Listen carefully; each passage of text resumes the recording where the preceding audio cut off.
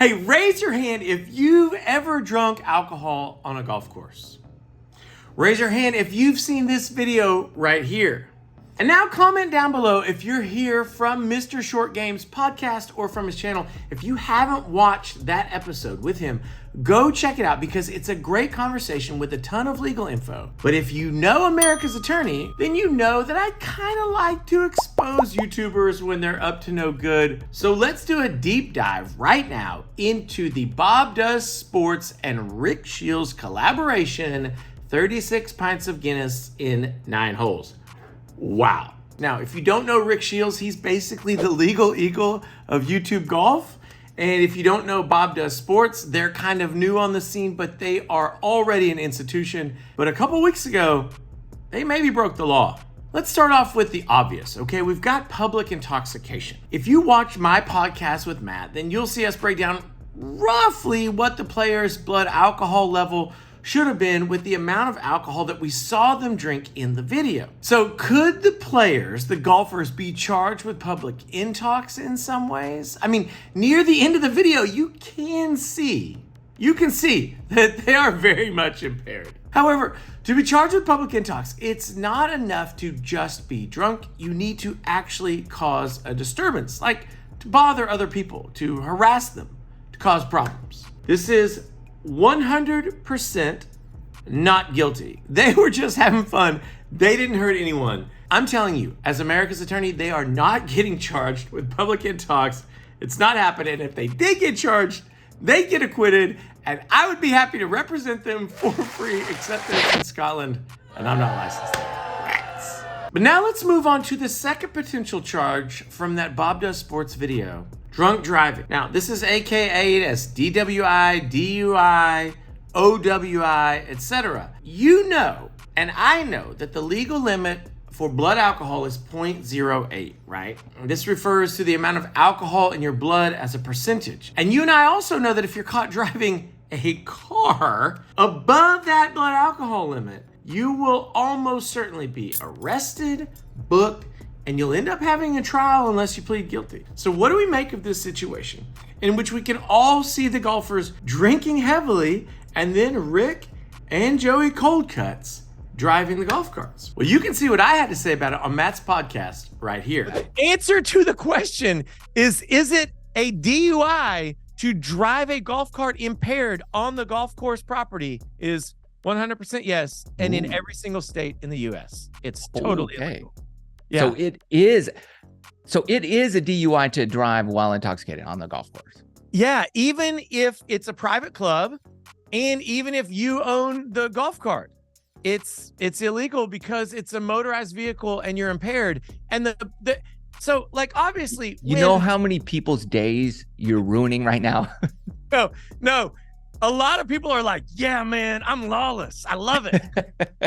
But hopefully their significant others don't see this video and say, I told you, you can't do that.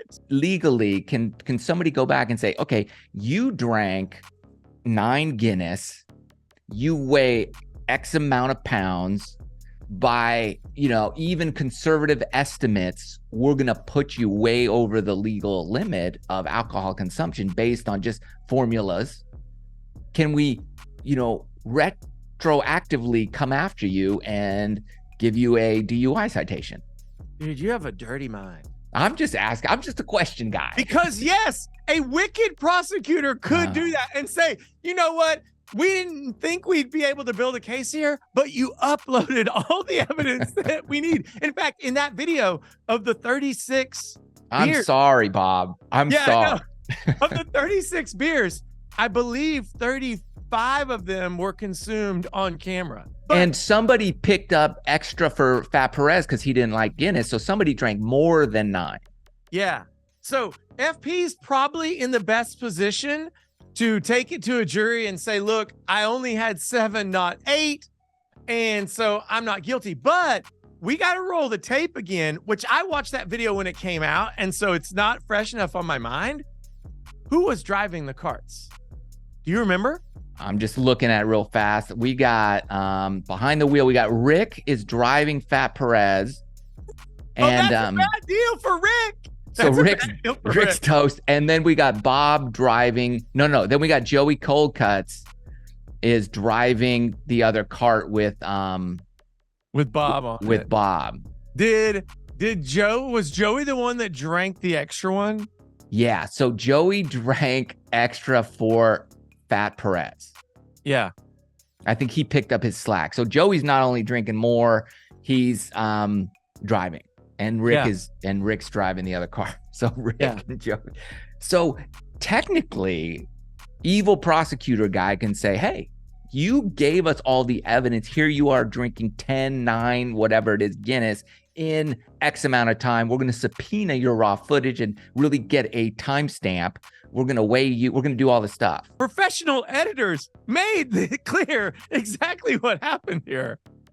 They don't have to do much. There's a counter. There's a clicker. The crazy thing is that in some states in the US, both Bob and FP could be charged with like conspiracy to commit drunk driving or also being an accomplice. It's so crazy. It might be technically correct that the prosecutor could use the video as evidence that they'd committed a crime, but man, that would be such a waste of public funds. No one wants to see YouTubers treated that way, especially not me. Especially not me. Now, it's kind of funny and jokey to be talking about the legal ramifications that are based on the actions in one of Bob Does Sports' most popular videos, because honestly, the chances in reality of any kind of criminal charges happening are very, very, very, very small. Almost like the chances of Bob getting a hole-in-one on a par 4. No, they're actually bigger than that. And so we probably shouldn't be talking about criminal charges, but what about civil liability? What about a lawsuit? Some of you may have heard rumors, and there's like a newsletter from the golf course in which they claim that they've asked Bob Does Sports to take down that video. Bob is an American with First Amendment rights. This video was recorded in Scotland. Can they force him to take it down? What would be, let's say, as far as asking them to remove the video, do they have to remove the video if the golf course asks them to remove a video? Legally, what are the issues there? So it's interesting because the issue is going to turn on the scope of the release. And what I mean is, if they have a formal document that they've signed, or even if it's just an exchange of emails or text messages that says, we're going to film, and there's no limitations put on the golf course around their behavior except pace of play, which in my experience is the only thing that a golf course really cares about when you're filming. Although I'm sure you've filmed at enough places that you've probably been told, no, you can't film here. Yeah.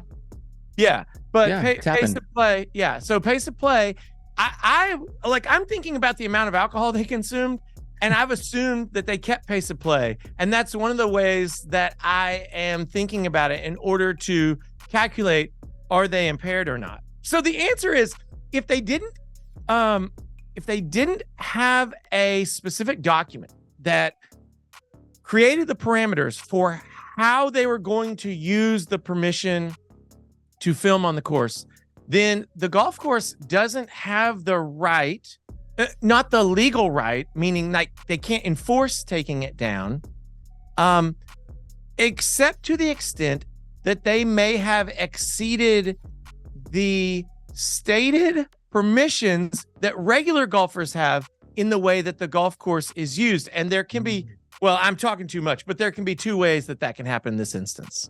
Well, listen, the First Amendment doesn't have anything to do with that video or this video, because the Crail Golf Course is not a government actor. They can't affect someone's First Amendment rights, period. But to me, this issue turns on and will turn on whether the club knew or should have known about the nature of the challenge in that round of golf. Because if they knew that they were going to go out there and drink heavily, and they just didn't really think it through, they need to shut up and leave Bob Does Sports alone, because they knew what they were getting into. On the other hand, They barely mention Crail, the golf course, in that video at all. And as you can see on the screen here, there is now a feature on YouTube where you can make edits to videos that are already posted. Believe me, I've done it. And you can clip out the references to Crail. And maybe that's a way of splitting the baby that kind of honors their desire to not advertise all the heavy drinking, and it honors Bob Does Sports' desire to keep that video up and keep the revenue going. It's just an idea. It's not a legal solution. It's an editorial solution. Listen, I really love Rick Shields and I really love Bob Does Sports, and I don't want them to get in legal trouble, whether it be criminal or civil. Where I think they may run into a problem, and this would be more a problem for Bob Does Sports given that it was their video, is that golf courses may want to deny them access to their courses for filming purposes if they see that once there's a dispute after the fact, they don't play well with the golf course. And so I don't want that. That's not good for YouTube. It's not good for their channels. It's not good for fans of YouTube golf like me. And that's that. I mean, realistically, in YouTuber fashion, there will be no consequences for the laws broken in this video. There's just not. And I'm okay with that in this particular instance, but are you? Bob, if you're watching, I'm ready for part 2. I'd love to see what other ways you guys can abuse your bodies while playing golf. I'm just kidding. Don't do anything like that again. Friends, it is now time for you to drop your pro se opinion down below in the comments. And while you're down there, just hit your ball ever so slightly against the subscribe button. Let's stay on the channel. But I want to know what you think of that Bob Does Sports video. While you were watching it, did you think, wow, there could be legal ramifications for this? And do you think that they should take the video down if the golf course is asking them to do that? Let me know down there. This is not the first time, and it won't be the last time that we've talked golf on this channel. So if you like the content, stick around. In the meantime, you can watch these videos here, and I'll be back real soon.